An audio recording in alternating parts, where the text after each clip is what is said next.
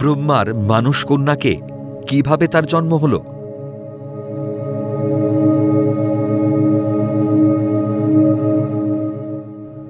শতরূপা হিন্দু পুরাণ অনুসারে ব্রহ্মার মানুষ কন্যা এবং স্বয়ম্ভুব মনুর সহধর্মিণী।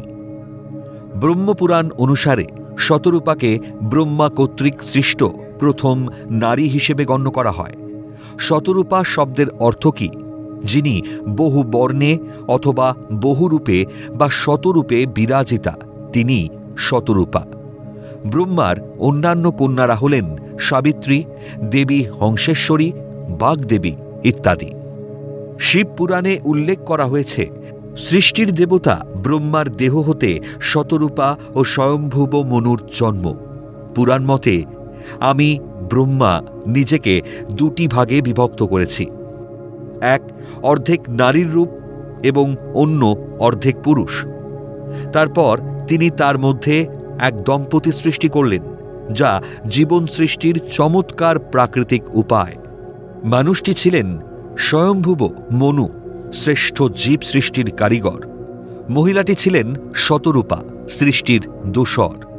ভাগবত পুরাণ অনুসারে শতরূপার জন্মকে এভাবে বর্ণনা করা হয়েছে, ব্রহ্মা যখন চিন্তায় নিমগ্ন ছিলেন এবং অলৌকিক শক্তি পর্যবেক্ষণ করছিলেন, তখন তার শরীর থেকে আরও দুটি রূপ উৎপন্ন হয়েছিল।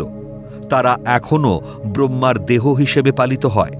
তাদের মধ্যে যে পুরুষ রূপ ধারণ করেছিল সে স্বয়ম্ভুব নামক মনু নামে পরিচিতি লাভ করেছিল এবং মহিলাটি শতরূপা মহান আত্মার মনুর রানী নামে পরিচিত হয়েছিল।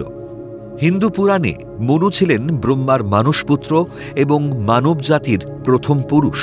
তিনি ছিলেন স্বয়ম্ভুব মনু এবং তার স্ত্রী ছিলেন শতরূপা, যিনি ব্রহ্মার দ্বারা সৃষ্ট প্রথম নারী। মনু ও শতরূপার বংশধরদের থেকেই মানব জাতির উৎপত্তি হয়েছিল। এই দুজনের মিলনে মানব জাতির শুরু হয় এবং তাদের সন্তানরা হল মনুষ্য বা মানব। তাই তাদেরকে মানব জাতির আদি পিতা ও মাতা হিসেবে গণ্য করা হয়। ভাগবত পুরাণে বলা হয়েছে, শতরূপা স্বয়ম্ভুব মনুকে বিয়ে করেন এবং তার 5টি সন্তান জন্মেছিল, 2 পুত্র প্রিয়ব্রত ও উত্তানপদ এবং 3 কন্যা, যারা হলেন আকুতি, দেবহূতি ও প্রসূতি।